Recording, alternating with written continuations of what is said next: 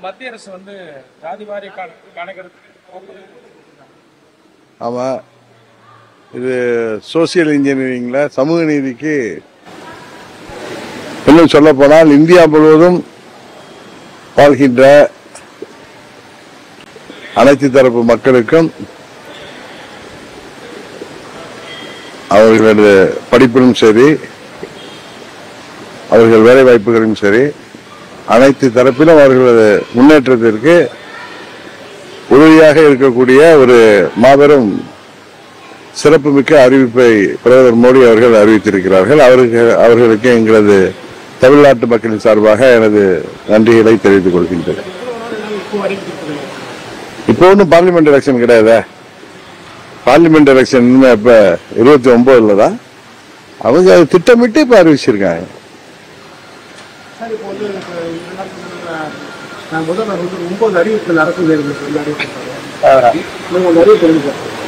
இந்த ஆட்சி முடிய 8 மாசம் தான் இருக்கு. இது ஒரு கண் துடைப்பு தான். உண்மையான இப்ப மத்திய அரசு ஜாதிவாரி கணக்கெடுப்பு நடத்துவோம் இந்தியா முழுவதற்கும் என்று அறிவித்திருக்கிறது.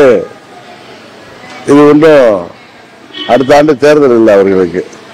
ஆனால் இது தேர்தல் 26 ஏப்ரல் மேல வைத்துக் கொண்டு முதலமைச்சர் 4 ஆண்டுகளாக அரசு ஊழியர்கள், ஆசிரியர்கள், போக்குவரத்து தொழிலாளர்கள் என அனைத்து தரப்பு அரசு ஊழியர்களும் அவர்களுக்கு தேர்தல் அறிக்கையிலேயே சொல்லியிருந்ததை நிறைவேற்றுவேன் என்று சொல்லிவிட்டு இப்பொழுது சில அறிவிப்புகளை அறிவித்திருப்பது அவர்களை ஏமாற்றுவதற்காகத்தான் என்று எல்லோருக்குமே தெரியும்.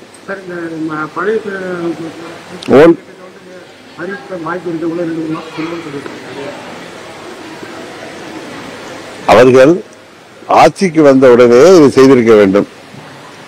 வெயிட் பண்ணி பார்ப்போம். இது ஏமாற்று வேலையா இல்ல தேர்தல் ஸ்டண்டாங்கிறதா, 26 தேர்தலை மனதில் வைத்து அறிவிக்கப்படுகிறதா என்பதை பொறுத்திருந்து பார்ப்போம்.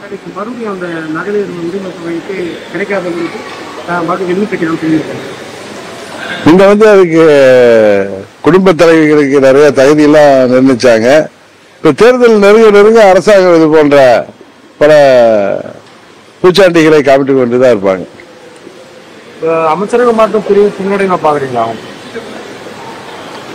இந்த தமிழ்நாடு அரசே ஒரு பின்னடைவு தான். தமிழ்நாட்டு மக்களுக்கு விடிவு தருவோம்னு சொல்லிட்டு மக்கள் இந்த ஆட்சி போனாதான் தங்களுக்கு விடிவு வரும் என்று அவளோட எதிர்பார்த்து கொண்டிருக்கிறார்கள் 26 தேர்தலை.